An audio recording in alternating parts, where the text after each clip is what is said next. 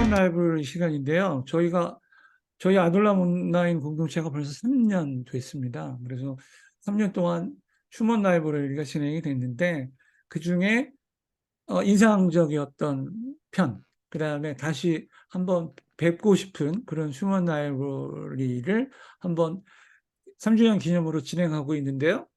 그 시간이 오늘 김진수 장로님에 대해서 오늘 모셔서 얘기를 들어보는데요. 김진수 장로님은 캐나다 콜롬비아주 키트 왕가에서 킥섬이라는 원주민 회사를 설립해서 원주민의 자립과 선교를 돕고 계십니다. 킥섬은 원주민 선교를 위해 고사리, 송이버섯 이런 제품을 판매하는 회사이고요. 킥섬은 비즈니스를 통하여 선교를 하는 기업입니다. 김진수 장로님은 선교를 위한 기업, 비즈니스 포 미션이 아닌 선교로서의 기업, 비즈니스 애즈 미션을 강조하고 계십니다. 성공적인 비즈니스를 통한 이익금을 선교에 사용하는 것이 아니라 비즈니스 과정 자체가 선교가 되도록 하는 모델입니다. 지난번 저희 휴먼 라이브러리에 나오셔서 해주셨는데 오늘 다시 강연을 듣게 됐습니다. 김진수 장로님은 최근 바른 비즈니스 실천 운동을 시작하셨는데요. 오늘 그 이야기를 들어보도록 하겠습니다. 예, 말씀해 주시죠. 장로님, 마이크 켜셔야 됩니다. 예. 네. 예. 안녕하세요. 반갑습니다. 제가 아내가 제 강의나 이런 걸 전혀 안 듣거든요. 오늘 어떻게 참석했는데 제가 갑자기 긴장이 돼버리네. 왜냐하면 아주 직설적으로 저한테 얘기를 하기 때문에 다른 사람 잘 들었다 그러는데 가게 되면 항상 뭐 저한테 흠집을 잡아서 해서 그런데 보니까 모든 아내가 그런 것 같더라고. 그래서 위로를 좀 받습니다. 제가 지금 이제 바른 비즈니스 실천 운동은 제가 아직도 정리가 확실히는 안 된 단계고요. 지금 시작하는 디벨롭하는 단계에 있고 사실은 제가 이 아이디어를 여기서 처음으로 지금 이야기하는 것이니까 하여튼 저로서도 의미 있습니다. 그리고 나중에 피드백을 좀 주셨으면 하는 생각도 있고요. 제 백그라운드를 잠깐만 설명을 할게요. 저는 30살에 미국으로 이제 이민 와서 석사를 마치고 미국 회사에 들어가서 한 5년간 근무하다가 집에서 혼자 창업해서 18년 동안 IT 회사를 운영하다가 거의 500명이 된 회사를 그렇게 12년 전에 대기업에 살고 그해 여기 이 동네에 단기 선교를 왔다가 하여튼 이상한 일이 벌어져서 제가 여기에다가 이제 회사를 설립하고 이제 원주민을 돕는 회사를 설립하고 지금까지 오고 있습니다. 10년이 지나니까 저한테 원주민 이름을 주고 그 얘기는 나가지 말고 계속 있어 달라는 그런 신호가 이제 일종의. 그리고 제가 늑대족입니다. 늑대 울프 클랜의 멤버이고 뭐 늑대같이 생겼는지는 모르겠지만 하여튼 제가 늑대족이고요. 그러면서 최근에 계속 이제 비즈니스 뱀이라고 그러는데 비즈니스 에즈 미션을 BAM 뱀이라고 그러는데 계속 실패하면서 일어나는 것을 계속 고민하다가 제 나름대로 좀 생각한 게 있어서 바른 비즈니스 실천 운동을 시작하게 됐습니다.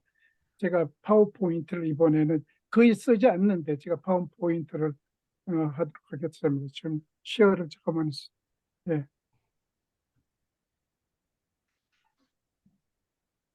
저도 이걸 잘 쓰지 않아가지고 예, 천천히 하십시오. 예. 쉐어 스크린. 그래도 네. 장로님 IT 사업을 하셨는데 잘 하시겠죠? 그러니까요. 어,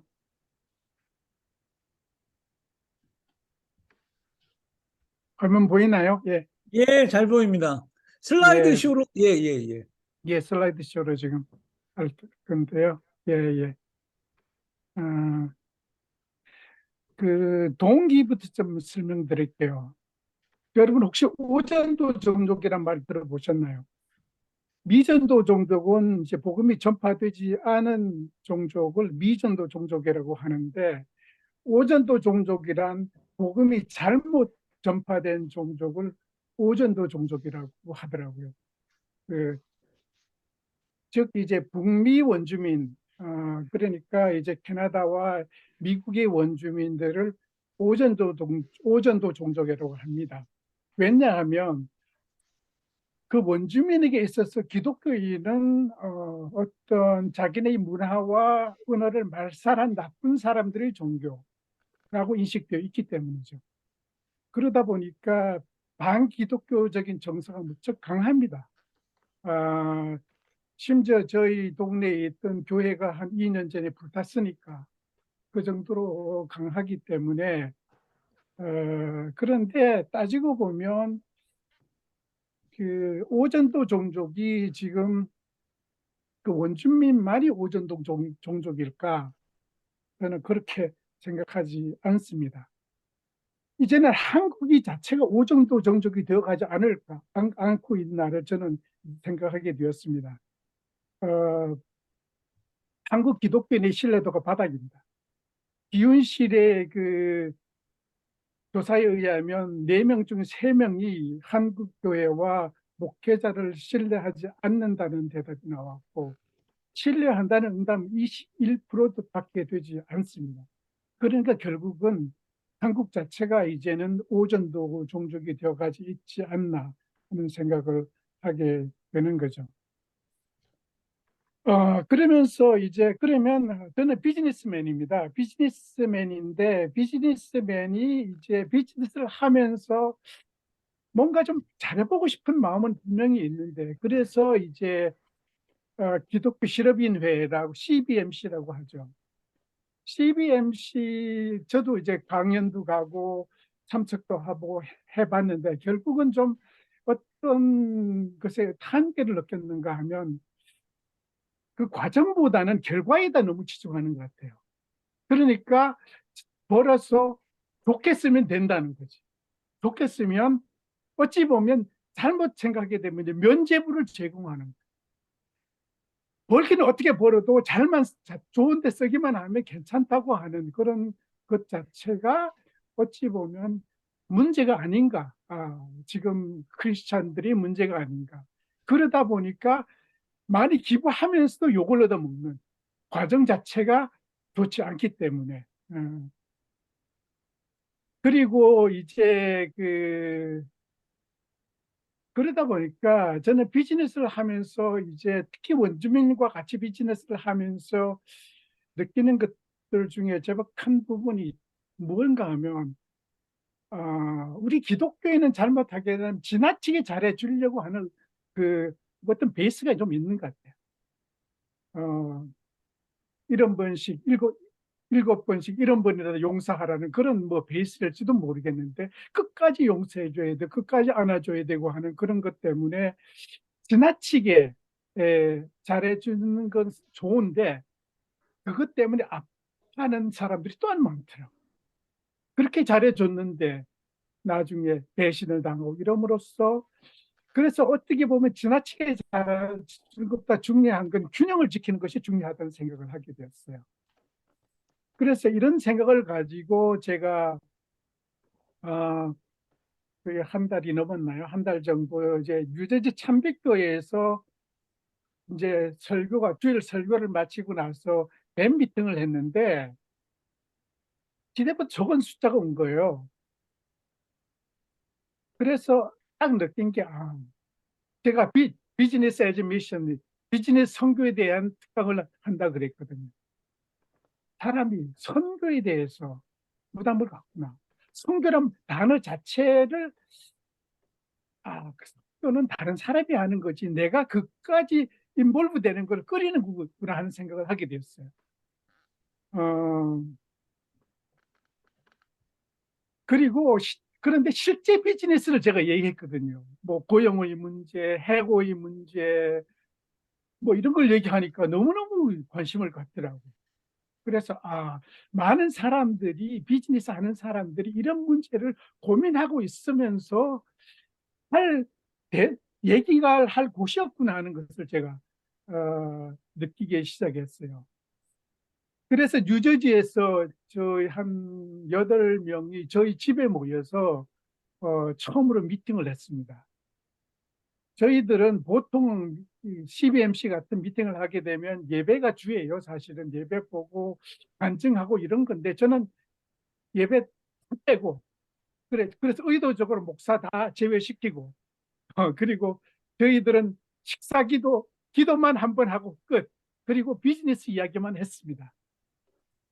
그리고 나서 너무 뭐 거의 3시간 했을 거예요. 그냥 뭐 막 나오는데 물론 이제 나중에 가서 피드백도 좀 있었고 그래서 저는 그랬죠. 분기별로 한번 모이자 했더니까 아니 한 달 후에 모이자는 거예요. 그래서 한 달 후에 모일 거예요 지금. 그것을 보면서 사람들이 관심이 많구나. 이 비즈니스를 제대로 운영하는데 하는 디자이어가 있구나 하는 것을 제가 이제 느끼기 시작을 했죠. 제가 CBMC를 얘기했는데 제가 개인적으로 느낀 그 문제성에 대해서 좀 이야기를 하겠습니다. 비평으로 들을지 말으시고, 이것은 어찌 보면 지금 기존 교회가 생각하고 있는 그런 문제일지도 몰라요. CBMC만의 문제가 아니라 지금 모든 어찌 보면 약간 보수적인 기독교인들이 생각하고 있는 그런 문제. 어, 우리는 이제 그 대부분의 CUMC 같은 경우는 회사 내에서 이 종교 활동을 장려하는 것. 그래서 회사 내에서 예배를 보고 어찌 보면 그렇게 함으로써 그 자체가 비기독교인에 대한 차별적인 행동이란 건 전혀 생각을 깊이 하지 못하고 예배 보고 그러니까 회사를 교회화시키는데 그것이 아무런 부담 없이 느껴지는 그런 것이 아닌가 하는 생각을 하게 되었고 조금 전에 말씀드렸지만은 과정보다는 너무 결과에 치중하고 있다. 그래서 좋은 데만 쓰면 돼. 예, 그래서 결국 그렇게 함으로써 어찌 보면 기부가 면제부가 되어버리는 그런 문제. 그리고 이제 CBFC의 예를 들면 비전 스테이트먼트에는요, 이제 비즈니스 세계를 하나님의 나라가 임하게 한다고 했는데, 하나님의 나라라는 것이 애매할 수가 있습니다. 결국은 회사에서 하나님의 나라라고 했을 경우에 회사에서 입에 보면 그게 하나님의 나라인가 이렇게 생각할 수 있거든요. 그런 오해의 문제가 분명히 있고 사명에 보게 되면 전도 양육을 해서 리더십을 개발해서 일터 변화시키겠다는 그러니까 전도 양육이 제일 먼저 나와요. 그리고 핵심 가치 같은 경우는 또 제가 자세히 다 읽어보지는 않겠지만은 어찌 보면 사후에 대한 얘기가 없어. 좀 애매하게 그냥 좋은 것 이런 식으로만 얘기해 버리는 것에 어떤 것에 대한 것들. 그래서 정기적으로 모이 예배 보고 신앙 간증하는 것이 대부분이고 how, how와 why에 대한 질문과 답이 거의 없는 그냥 이것이다 해가지고 따라가는 그런 쪽에 대한 것들이 문제입니다. 그런데 비즈니스를 하다 보면요, 이게 비즈니스는 그렇게 간단하지 않습니다. 이게 상황이 계속 변하기 때문에 정답이라는 게 있을 수가 없거든요. 그래서 그다음에 기독교인의 고민들이 뭔가 하면요, 해보고 싶은데 구체적인 내용이 없는 거예요.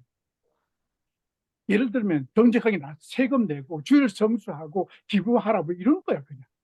어. 구체적인 내용 없이 그렇게 이렇게 하라고 얘기하는데 그래서 설교에서도 목사님이 설교에서 대부분이 대기업 이야기하고 그것도 다 교회 도움이 되긴 대기업 이야기예요.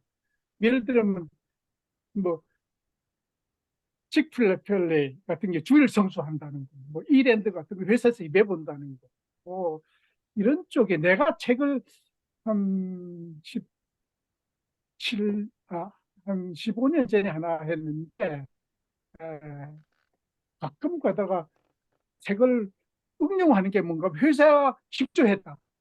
저는 그 의도가 아니어도 알았는데 그걸 가지고 회사 목사님들이 예를 들더라고. 내가 한 것은 그게 중요한 게 아닌데 사실. 그런 식으로 교회가 유익한 이야기만 해버리는. 그리고 대부분 목사님들은 세상을 솔직히 말해 너무 몰라요. 그래서 정답을 주려고 정답은 주는데 해답이 되지 않아. 그런데 듣고 나서는 그다음 뭐를 해야 될지가 답이 확실히 안 나올 경우가 많은 거예요. 그리고 지나치게 잘해줌으로 인해서 그 많은 고민들 하고 있는데 이걸 착한 아이 신드롬, 굿보이 신드롬이라고 그러는데 이런 것들에 대해서는 고민들이 많고. 그래 저는 이제 어떻게 그러면 제가 하던 바른 비즈니스 실천 운동 어떤 방향으로 갈 건가에 대해서는 저는 가르치는 게 아니라 스스로 해답을 찾기를 원합니다. 아, 그래서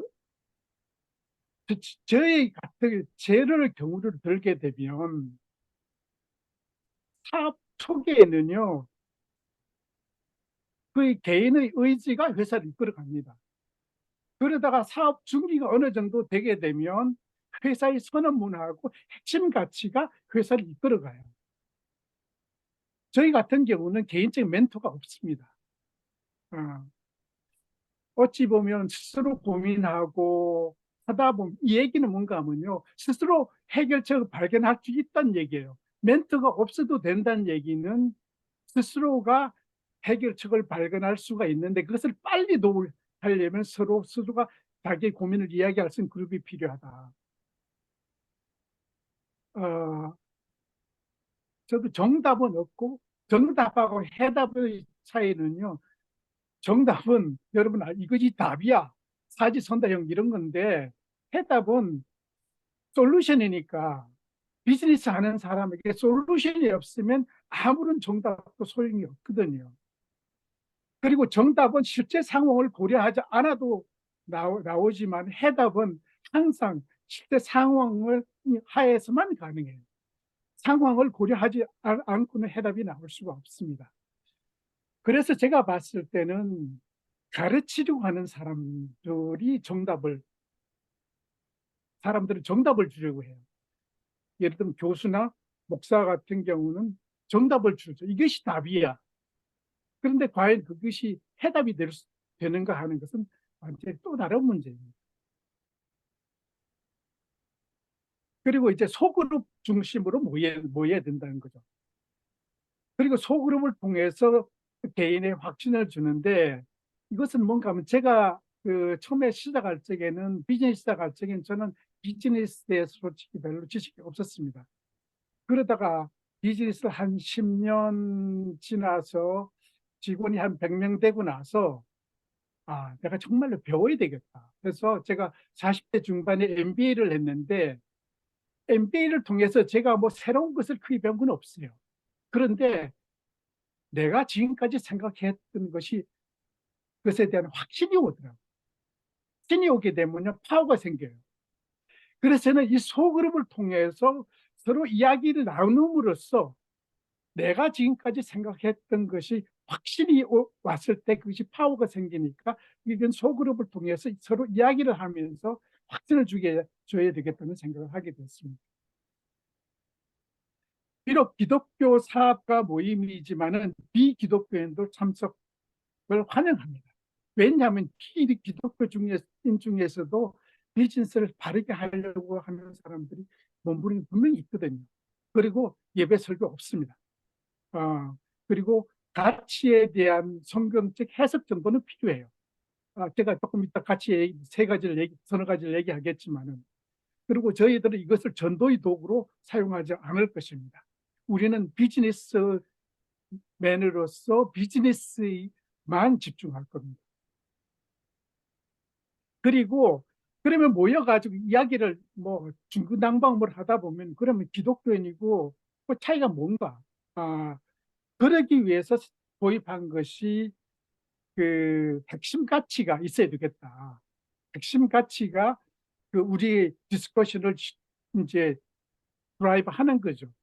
왜냐하면 회사를 운영해 보다 보니까 어느 정도 되게 회사의 핵심 가치, 전에는 저 같은 경우는 이제 인테그리티, 정직, satisfaction, 만족, 그다음에 이노베이션, 기술 혁신이 그 세 가지 회사의 가치였거든요.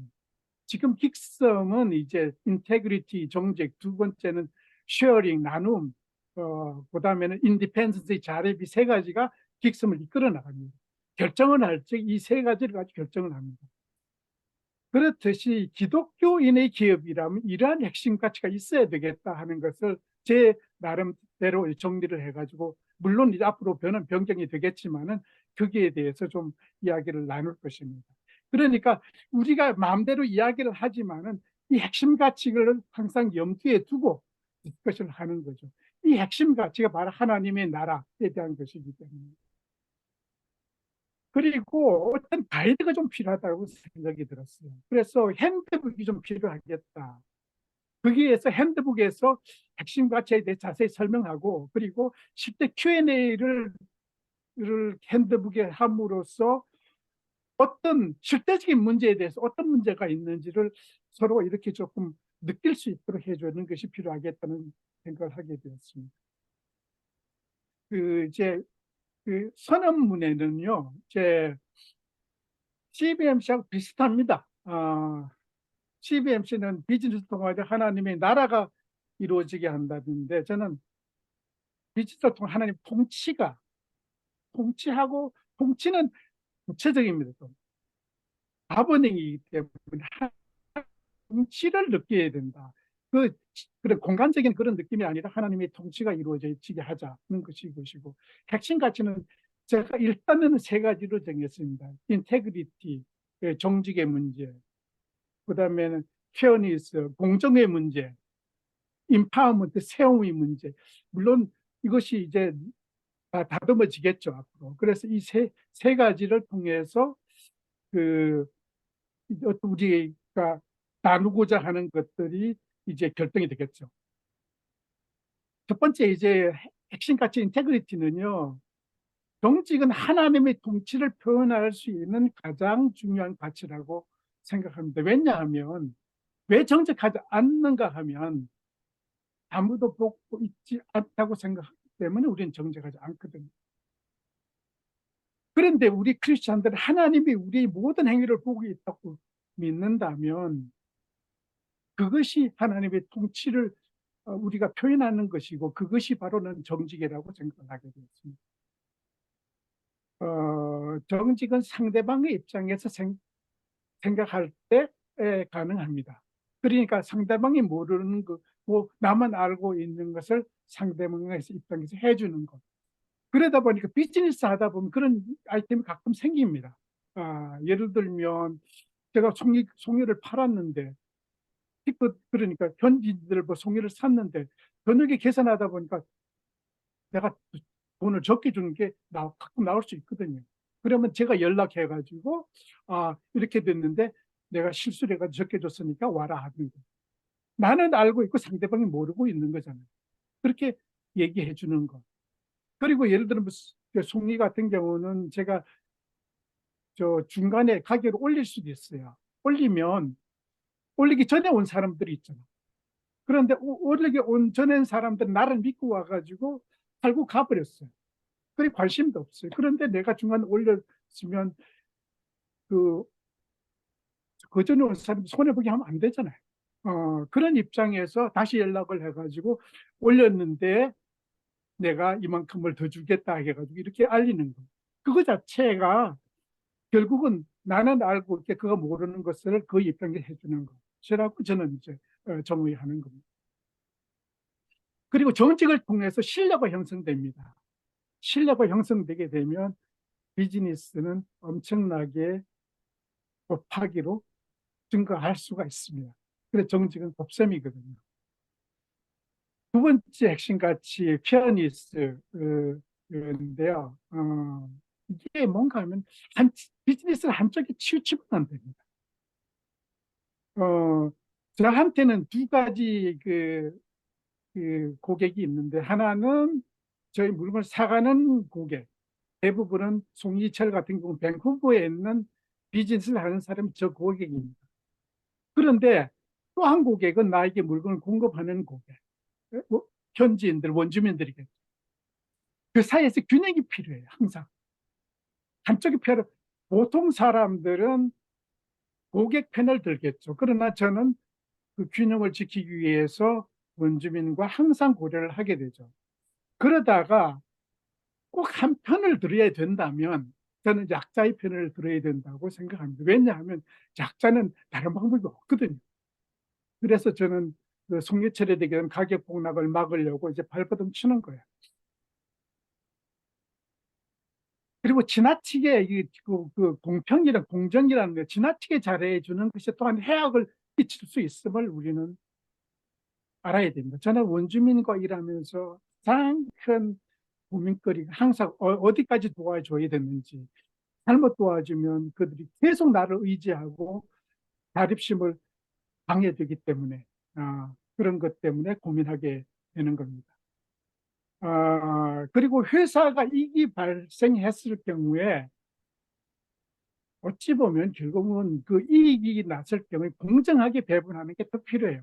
물론 제가 예를 들면 제가 IT 기업을 운영할 적에는 이익이 나게 되면 3분의 1은 재투자를 위해서 저축을 하고 3분의 1은 그 주주들, 오너가 가지고 가고 3분의 1은 전 직원이 룰에 의해서 보너스로 가지고 결국은 왜냐하면 이익이 났다는 얘기는 누군가가 공헌을 했고 그 공헌을 한 사람들이 페어하게 가지고 가게 하는 것이 못하는 거죠. 예. 그래서 어떻게 공평하게 배분할 건가를 우리는 고민해야 되고 그리고 나중에 이제 인파워먼트 세움에 관한 건데요. 회사가 크게 성장하기 위해서는 위너식을 가진 사람이 주인이 되도록 해줘야 됩니다. 주인처럼 열심히 일했는데 주인 취급 안 해주면요 나가서 다른 것 하거든요. 다른 경쟁자가 되기도 하고. 그러니까 결국은 이제 회사가 더 크기 위해서도 주인 의식을 가진 많은 사람들이 필요하고 그리고 성공했으면 다른 사람도 성공할 수 있도록 만들어주는 것이 되게 중요하다고 저는 봅니다.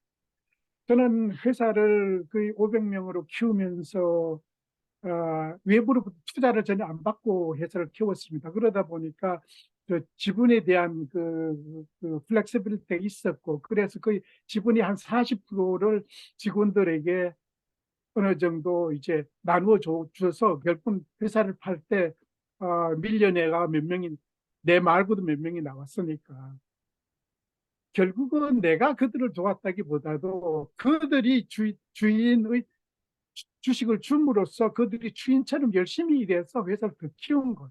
내가 오히려 덕을 본 거죠. 그런 면에서는. 그래서 이것은 세워주는 것. 어찌 보면 내가 모든 것을 컨트롤하는 것이 아니라 세워주는 것. 그리고 저도 이 킥섬도 지금 저도 나이가 벌써 먹어가니까 이것을 누군가가 다음 사람이 와서 이끌어 나갈 수 있도록 만들어주는 것. 그런 것이 제가 되게 필요하다고 생각했습니다. 그래서 이제 현대복을 만들면 어떻게 만들까? 예를 들면 이런 겁니다. 정직에 하게 되면 세금을 제대로 내면 돈 벌기가 어렵다고 하는데 어떻게 해야 되나요?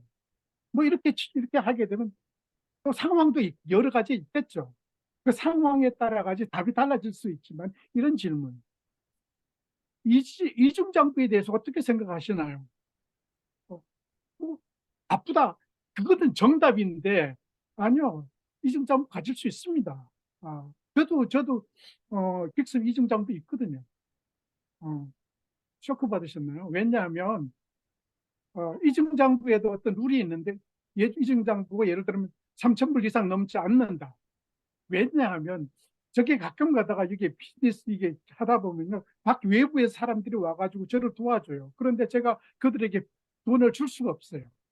줄 수가 없는데 회사의 입장에서는 이득을 받고 그러다 보니까 그러면 갈 때 비행기표라도 끊어줘야 되고 대가를 줘야 되는데 그러면 내 주머니 돈으로 그것도 아니거든요. 왜냐하면 회사에 도움을 줬으니까. 그래서 가끔 가다 회사에서 그것은 지출이고 수입은요, 가끔가다 여기 와가지고 현금축을 가져가는 사람들이 있거든요. 그러면 저는 현금을 그냥 그, 그 이중장부의 수입, 지출은 누구한테 준 것, 그 대신 그 총 금액이 예를 들면 3천 불 이상 넘지 않는다. 저는 이중방법을 가지고 있습니다. 그러니까 이것이 정답이 아니라 해답을 일으킬 수 있는 것이 필요한 거예요. 그런데 누가 보더라도 저는 다 오픈할 수가 있어요. 그리고 설명해가지고 날 보고 페널티 내라 그러면 낼 자신이 있어요. 어. 그리고 균형의 문제인데요. 이런 거에 기독교인의 그 형식 우스권을 둬야 하나요? 회사에 수익의 10월조를 내야 하나요? 그리고 만약 기부를 한다면 어디에다 해야 하나요? 저는 치과 의사입니다. 선교사들이 매우 저렴한 가격으로 치료비를 받았는데 너무나 많은 선교사들이 도움을 청해서 회사의 운영이 어려움이 있습니다. 어떻게 해야 하나요? 그런 문제도. 교회, 교인이 직원인데 일을 잘 하지 못합니다. 어떻게 해야 하나요? 문제. 회사 이익이 발생했는데 어떻게 이익을 해야 하나요? 그런 것. 좀 구체적으로 이런 것이 이제 답이 나올 때 균형적으로 나와야 되겠다는 얘기죠. 또 세무의 문제. 주인처럼 열심히 일하는 직원인데 어떻게 해서 계속해서 그 회사 일할 수 있게 만들 수 있을까요? 하는 그런 문제들. 이것은 제가 이제 한 예를 들은 것이고, 이런 예에 대해서 답을 하면서 이런 것 앞으로 이제 같이 소그룹에서 하다가 보면 어떤 문제가 나오면 좋은 것을 서로가 나눌 수 있는 그런 것이 되었으면 합니다. 예, 예, 이제 좀 마무리 부탁드리겠습니다. 장로님. 제가 시간이. 이제 끝났고요. 혹시 예, 나 질문 있으면, 예, 예. 예, 아, 끝나셨습니까? 예. 예, Q&A입니다. 예, 공유 그러면 풀어주세요. 음,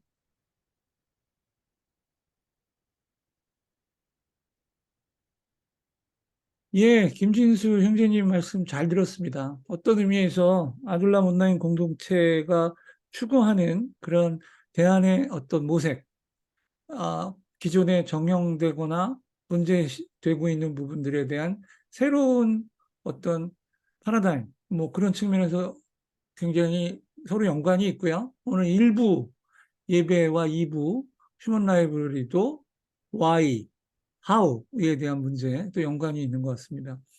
말씀을 듣고 Q&A 궁금하신 거 여쭤보고 싶으신 분이 있으면 마이크를 켜시고 말씀해 주시기 바랍니다.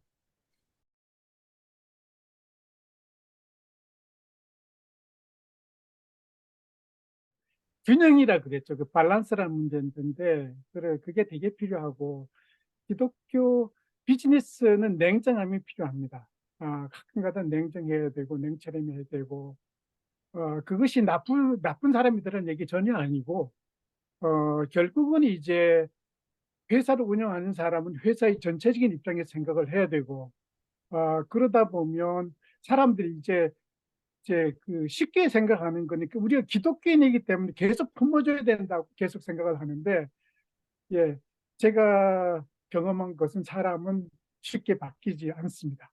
바뀌지 않다 보니까, 그리고 코스트 문제를 생각할 때, 이게 그 사람 때문, 그 사람의 월급만 코스트가 아니에요. 그 사람 때문에 벌어지는 모든 주위의 일들이 코스트예요. 예를 들면 그 사람 보게 되면 내가 계속 가르쳐야 되고 내 시간 뺏어가거든요. 그 사람 보게 되면 아침부터 기분이 별로 안 좋아. 그것도 에너지 낭비거든요. 그 사람 때문에 주위의 사람들이 또한 시간을 낭비한다면 그것도 코스트예요. 그것을 다 고려했을 때를 봤을 때 괜찮아. 그러면 괜찮은 거예요. 그러나 그렇지 않을 경우에는 결정을 내려야 됩니다. 과감하게. 결정을 내려야 예, 되고, 그리고 나서 또한 제가 좋은 해고를 시키라는 게 절대로 나쁜 관계로 끝나지 말고 좋은 관계를 끝날 수 있는 비법은 있습니다. 지금 시간상 제가 자세하게 얘기는 못하고 나중에 연락을 주시면 제가 예, 또 구체적으로 얘기하겠습니다. 예, 다음은 질문 순서대로, 예, 배상의 형제님 손 들었지만, 문영훈 형제님 먼저 해주시고요. 그 다음에 정영민 형제님 하시고, 그 다음에 배상의 형제님 순서대로 진행하겠습니다. 예, 말씀해 주십시오. 예, 우리 김진수 장로님, 사장님으로서 존경 많이 하고 있고요. 그다음에 선구자로 이렇게 느껴지거든요. 오늘 말씀 잘 들었는데, 우리나라 사회적 기업하고 좀 비교를 한번 해보셨나요? 예, 사회적 기업은 철저하게 사회적이 되어서는 안 됩니다. 그건 김동훈 목사님의 말씀인데, 어, 사회적 기업의 물론 역할은 있죠. 그런데 결국은 사회적 기업이 결국은 그러니까 주인의식의 결여 때문에 결국은 나중에 제대로 운영이 되지 않고 하는 그런 것들이 있는데, 그러니까 사회적 기업은 꼭 필요합니다. 필요함에도 불구하고 구조적이어야 되고 냉철해야 되고, 그렇게 그것이 떠나가게 되면 결국은 견디기 어려워지는 것이죠. 어, 저 어찌 보면요, 저도 이 긱스비 사회적 기업에 따지고 보면 이익의 30%를 기부하는 회사가 어디 있습니까? 그런데 문제는 일반적인 기업을 봤을 때도 저는 40% 이상을 기부하면 안 된다. 아, 그렇게 생각을 하거든요. 일반적인 기업도 왜냐하면 기부금이 높으면 높을수록 지속성은 떨어져요. 그러다 보니까 그것을 많이 고민해야 되고, 뭐 100%다 기부한다는 건 좋지만은 그게 건전하게 유지되기가 쉽지 않다는 것. 그래서 사회적 기업이라도 철저하게 관리하고 해야 되지 않으면 오히려 사회적 기업에 문제가 있다고 저는 생각합니다. 예, 네, 감사합니다. 배성희 형제님, 예, 말씀해 주세요. 예, 안녕하십니까. 배성입니다. 저는 30대에 어떤 경험을 했냐면, 이제 은행원에서 일을 하면서, 그 당시에 여기 기독교인들이 지금도 많이 없지만 경상도는 기독교인들이 많이 없어요. 근데 이제 모 지점장님이 제가 기독교인이라는 걸 알고, 뭐, 신앙생활을 뭐 잘한다는 어떤 평가를 들으셨는지, 저를 끌어당겼어요. 근데 끌어당겨서, 좀 괜찮은 지역 센터에다가 파견을 냈는데, 그 지역이 종합건설본부, 시청 종합건설본부라고 그래가지고, 흔히 말하면 이제 건설 가지고 장난치는 그런 분들이 너무 많았어요. 근데 제가 현재 딱 가보니까 보통 원래 상식적으로 수표를 500만 원어치, 500만 원어치의 수표를 가능한다 하면 현금을 입금과 동시에 바로 500만 원의 수표를 발행을 해야 되는 게 그게 상식이거든요. 수신 규정에도 그렇게 나와 있고요. 그런데 그때 당시에 그 업무 형태가 어떻게 했냐면 그냥 수표를 묶음째로 그냥 가지고 가서 거기 공무원들이 달라는 대로 다 주고 저녁에 그걸 수기 처리를 하는 거예요. 그건 명백하게 준법감사실에 들어가면은 그거는 규정 위반이거든요. 근데 제가 이제 그런 부분에서 고민을 하고 있다가 이제 좀 마찰이 생겨서 공무원들하고 마찰이 생겨서 그럼 보고서를 작성해봐라. 그래서 제가 보고서를 작성을 했어요. 여차여차해서 이러한 문제로 인해서 이런 비용들이 발생하고 나중에 문제가 생길 수가 있으니 이거는 바꿔야 된다라고 했는데 이 지점장은 공무원들과의 사이가 틀어지면 자기 인사고과라든지 이런 부분에서 문제가 생기기 때문에 그거를 저보고 지우라고 그랬어요. 왜냐하면 이렇게 단계가 올라가게 돼 있거든요. 보고서가요. 근데 저는 그분이 이제 저를 끌어당겼기 때문에 또 기독교인이고 그런 부분에서 이제 뭐 정 때문에 제가 그거를 취소를 해버렸어요. 준법감사실에 내가 직접 다이렉트로 보고를 하지 않고. 근데 결국에는 이분이 인사부에다가 전화를 해서 이 친구가 일을 못하겠다. 이래 돼버린 거예요. 그래서 저는 안 좋은 이미지가 찍혀가지고 결국에는 안 좋게 좀 문제가 계속 터지고 그러다가 나중에는 IMF로 인해서 상장 폐지가 되는 그런 결과까지 나왔거든요. 그 상황에서 이제 제 인사고가 안 좋기 때문에 이제 저도 상당히 피해를 봤는데 제가 선생님한테 물어보고 싶은 거는 사업을 할 때 분명히 회사의 규정이 있고 내부 규정이 있고 있는데도 불구하고 어쩔 수 없이 융통성을 발휘한다고 해서 그렇게 했는데 만약에 저 같은 직원이 사장님한테 찾아왔으면 과연 어떻게 대답을 해주셨을까 이런 궁금한 생각이 들거든요. 그러니까 오너가 바른 마음을 갖는 게 되게 필요하죠. 저는 이제 제가 하는 모임들은 비즈니스 오너의 모임이니까 그 오너들이 어떤 사고를 가지고 회사를 운영해야지 하나님께서 그러니까 통치하시는 회사가 될까를 고민하는 거예요. 그러다 아까도 말씀드렸지만 제가 세 가지 일단 가치, 인테그리티, 정직, 그게 딱 하게 되면 정직하지 않은 거면 사장이 드라이브를 하면 돼. 그런데 직원들은 컨트롤할 수 있는 룸이 별로 없습니다, 사실은. 그래서 저는 이제 사장을 상대로, 사장이라는 게 큰 기업 사장 말고 그냥 한 명이 있는 자영업자라도 그런 관점에서 모든 결정을 내려야 된다 하는 관점에서 제가 하는 것이고, 제가 하는 운동은 이제 그런 쪽입니다. 그러니까 직원으로서 그러니까 제가 사장들을 통해서 이 드라이브를 하려고 하는 이유가 임팩을 기독교인의 지금 이제 부정적인 인식을 바꿀 수 있는 많은 그 공간이 우리 그 비즈니스 오너들, 기독교인 비즈니스 오너들이 가지고 있다. 우리가 이 운동을 통해서 세상을 바꾸자 하는 그런, 뭐 세상을 바꾼다기보다 조금이라도 크리스천의 이미지를 바꾸자 하는 그런 쪽으로 움직이는 겁니다. 예.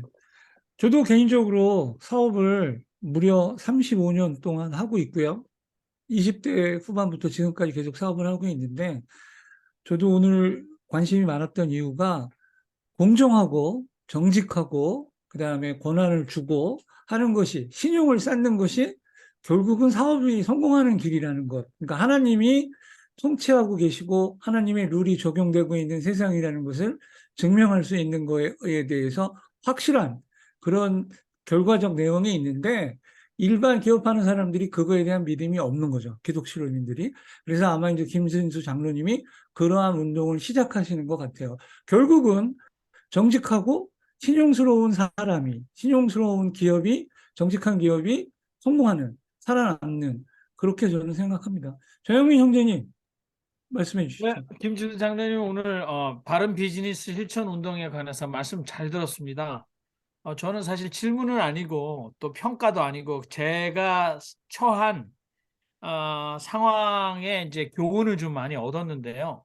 특별히 이제 뭐 서론이 좀 길을 것 같은데 짧게 하겠습니다. 오늘 말씀하신 것 중에 이제 대부분의 목사들은 세상을 너무 모른다. 굉장히 공감하는 말이고요. 그다음에 목사는 정답을 자꾸 주려고 가르치려고 든다.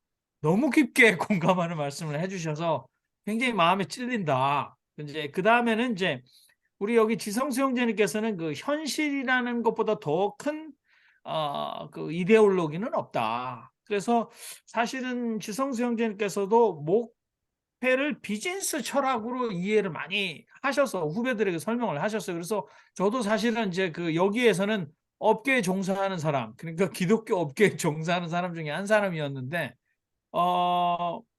이게 이제 너무 세상을 모르고 있는데, 근데 오늘 이 김진수 장로님 말씀하셨던 이 세 가지 핵심 원리, 정직과 공정과 세움, 이거는 이제 목회에 비즈니스 철학으로 목회 방법론에 들어가도 목사들이 엄청나게 배워야 된다라는 것들을 깊게 공감하는 거예요. 물론 김진수 장로님이 제가 자주는 못 뵙죠. 캐나다 밴쿠버에 가시면 못 뵙지만 1년에 반 정도는 오시면 꼭 한 번씩 뵙고 또 초대도 받아서 식사도 많이 장로님 댁에서 대접을 받고 또 식당에서 많이 대접을 해주시는데,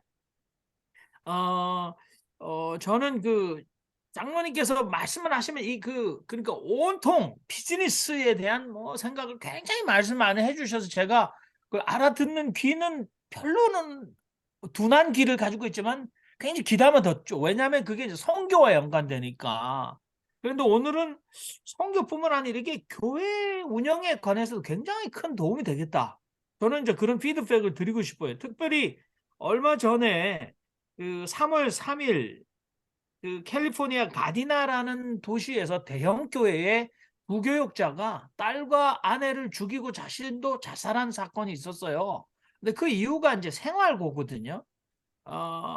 그래서 부목사와 당회장 목사의 임금 격차, 공정하지 않거든요. 엄청나게 불공정한 구조를 가지고 있어요.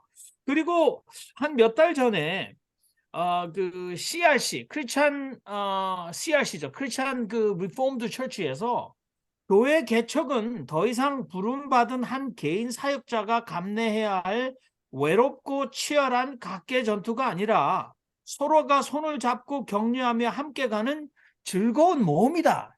이따위 소리를 하면서 목회 개척자 세미나를 하더라고요. 근데 저는 거기다 댓글을 상당히 불만족스럽게 달았습니다. 왜냐하면 2019년도에 전 미국에 있는 한인 교회 수가 총 3,456개 교회였는데 팬데믹 2년 지나고 2021년 말에 총 2,798교회로 줄어들면서 2년 동안 문 닫은 교회가 1,022교회가 되고 20% 교회가 줄어들었어요. 이렇게 교회 개척을 하라는 거는 개척교회 목사가 되라는 거는 그냥 아버지 노릇할 남편 노릇 포기해라라는 것과 똑같거든요. 그러니까 개척이 필요 없는 앞으로 향후 20년 동안 목사가 한 명도 안 생겨도 아무 상관없는 시대에 살고 있는데 무슨 얼어 죽을 교회 개척은 함께 가는 즐거운 모험이다. 이따위 소리를 아직도 뒷북치고 하고 있는지 정말 한심하다 이런 생각을 하면서 예, 그만 얘기하도록 하겠습니다. 감사합니다. 예, 감사합니다. 예, 또 질문이나 하실 말씀 있는 분 계시나요? 예, 그리고 조휘연 씨가 새로 들어오신 것 같아요. 혹시 지금 인사하실 수 있으신가요? 예, 하시네요. 예, 안녕하세요. 네, 안녕하세요. 저는 그 뉴저지에서 이미 이 바른 비즈니스 모임을 김진수 장로님과 함께 하고 있는 조휘연이라고 합니다. 예, 그러면 오늘 휴먼 라이브의 주제가 바른 비즈니스 실천 운동인데, 예, 거기에 참여해서 지금 하고 계신 그 기업하시는 분 같아요. 예, 뭐 잠깐 맞습니다. 의견이나 소감을 좀 얘기해 주시면 어떨까요? 어, 바른 운동에 대해서. 저희도 이제 모임을 이제 몇 달 전에 시작해가지고, 어, 김진수 장로님께서 초대해 주셔서 댁에서 저희가 첫 번째 모임을 가졌었거든요. 이제 이제 저희가 이제 첫 번째 모임으로서는 뭐 아무래도 좀 오르게나이즈가 조금 들 테고 아무래도 그랬지만 다들 모이신 분들께서는 다들 긍정적으로 왜 이러한 모임들이 생겨야 하는지 또 왜 이런 정직이라는 주제로 또는 기독교 안에서 저희가 사업을 함으로써 이렇게 이런 서포트 그룹들이 중요한지에 대해서 공감대를 형성을 했고 그리고 22일 날 저희가 다시 한번 모여서 어, 그 정직이라는 주제로 이제 이야기를 다시 한번 할 예정입니다. 어, 저는 지금 여기 뉴저지에서 미디어 컨설팅 쪽 사업을 하고 있고요. 어, 이런 아직 저는 제 사업은 이제 막 시작한 지 얼마 안 돼서 그렇지만 아까 이제 장로님께서 말씀해 주셨던 여러 가지 인력을 다루는 문제 또 그리고 그런 수익과 이런 사업을 실현하는 데 있어서의 이제 딜레마들이 아마 중점적으로 저희가 이야기할 주제가 될 것 같습니다, 앞으로. 예, 말씀 감사하고요. 조희연 형제님, 오늘 바른 비즈니스 운동 때문에 잠깐 오셨는데, 앞으로도 종종 오셔서 여기도 기업하시는 분 많이 있으니까 서로 교류했으면 좋겠습니다. 그리고 또 뭐 하실 말씀 없으신가요? 거의 이제 마지막입니다. 한두 분만 더 말씀 듣고. 이병석 형제님도 사업하지 않으시나요? 미국에서?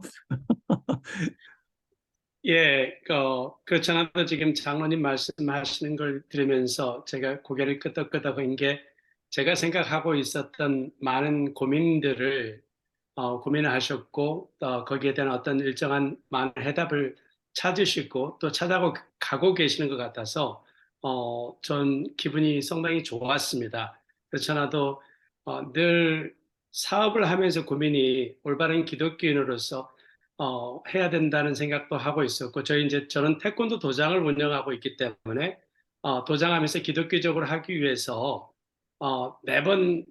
매 행사 때마다, 매 일정일 때마다, 수업 시간에 기도를 하고 시작했어요. 기도를 하고 시작하고, 그 사람들이 설령 기독교인이든, 또는, 그 사람이 무슬림이든, 어떤 유태인이든, 함께 하면서 기도하면서 시작을 했었거든요. 그러면서 어느 순간에는 아까 장로님께서 말씀하셨듯이 제가 이게 올바른 것인가 하는 질문도 해봤어요. 제 고집에 의해서 이끌어가는 것이 아닌가. 그리고 이것은 내 비즈니스이기 때문에 가능하겠다는 하지만은 이게 내가 올바른 것인가? 심지어는 모슬림들도 제가 기도하자고 했을 때는 기도하고 따라줬고 유태인들도 기도하자고 했을 때 따라주더라고요. 그런 것은 있었지만 제가 태권도 사범이기 때문에 존중하는 차원에서 그랬을 것인가? 아니면 진정으로 신앙적인 것을 했을까 하는 고민도 해봤고요. 그리고 이 사람들에게 과연 프레임이라고 하는 것을 만들어줘서 거기에다가 너무 많은 기독교인이라고 하는 프레임을 심어주려고만 하고 있지 않는가. 자유롭게 성장하고 자유롭게 신앙하고 자유롭게 쫓아갈 수 있는 방법을 만들어줘야 되지 않는가 하는 고민도 많이 했고요. 제가 가끔 주장하는 사범들에게도 주장하는 게 있었던 게 need하고 want는 다르다. 많은 사람들이 wants 한다고 하는데 우리가 그 사람들에게 제공할 need, 필요하고 원하는 것은 다르기 때문에 필요한 부분은 우리가 채워줄 수 있도록 꼭 그 사람들이 필요한 게 있다면 채워줄 수 있지만 그들이 원한다는 것은 다 채워주지 말아라. 거기에는 어떠한 일정한 밸런스를 만들어 주어라고 주장을 하고 있거든요. 그런 여러 가지 모습을 경험하면서 오늘 장로님께서 하신 거 제가 좀 필기도 하고 지금 영상 녹화하고 있으니까 제가 지금 되돌려 보고 싶은 욕심이 들었어요. 사업자 입장이고 같은 신앙인 입장이기 때문에 너무 감사하게 들었습니다. 감사합니다. 예, 감사합니다. 좋은 의견. 마지막으로 제가 조금 언급을 하게 되면 제가 하고자 하는 운동은 아까도 말씀드렸지만 정답을 주려고 하는 운동은 아닙니다. 그 얘기는 뭔가 하면 각자 상황이 다르기 때문에 모여가지고 이야기를 나누다 보면 거기서 그룹에서 해답을 찾는 거예요. 혼자 찾기 어려운 게 많은데 저도 비즈니스를 하다 보니까 대화할 상대가 없어. 그게 항상 힘들거든요. 그러니까 그룹으로 모여서 얘기하고 서로 고민하고 계속 아까 말씀하신 것 계속 고민한다는 것 자체가 저는 해결의 시점이라고 보거든요. 저도 예를 들면 회사를 운영하면서 저도 회사에도 뭐 유태인도 있었고 비기독교인도 있었고 있을 때 저도 이제 다른 거는 뭐 종교 활동을 안 했지만은 월요일 날에 간부 회의할 적에 기도를 시작했을 때 제가 물었어요.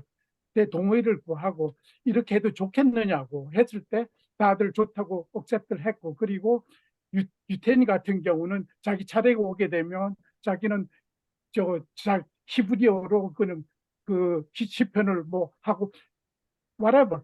그러니까 내가 메시지 정하는 거는 우리는 우리 마음대로 컨트롤 회사를 할 수가 없더라. 그러니까 우리는 어떤 전능자의 힘이 필요하다. 그런 관점에서 나는 여러분을 존중하고 여러분의 의견을 듣고 그래서 우리는 이렇게 하게 했으니까 다른 사람이 오케이를 했거든. 중요한 건 이런 것 같아요. 항상 상대방을 고려하는 것 자체가 내가 사장이니까 이렇게 한다기보다도 항상 이런 것을 전체를 상대방의 입장에서 생각하고 하는 그런 입장이 되게 필요하다고 느꼈고요. 하여튼 제가 하고자 하는 운동은 다른 게 아니고 정답이 아닌 해답. 그러니까 그룹을 통해서 서로 이야기를 함으로써 스스로가 해답을 찾아가는 그 길을 원하는 거죠. 그런데 그것을 드라이브하는 것이 핵심 가치이다. 이런 그것을 요약할 수 있겠습니다. 예, 이제 오늘 휴먼 라이브러리 시간을 마감해야 될 것 같습니다. 마지막으로 김진수 장로님이 마지막 정리 얘기 있으시면 해주시고 오늘 순서를 마감하겠습니다. 조금 전에 거의 다 얘기한 것 같아요. 하여튼 여러분 뭐 제가 처음으로 이제 이 아이들을 발표했고요. 앞으로도 계속 제가 다듬어 가고 앞으로도 저는 이제 교회가 이 일에 인볼브를 돼야 된다. 교회가 이제부터는 삶의 문제에 대해서 인볼브를 해야 된다고 저는 생각을 해요.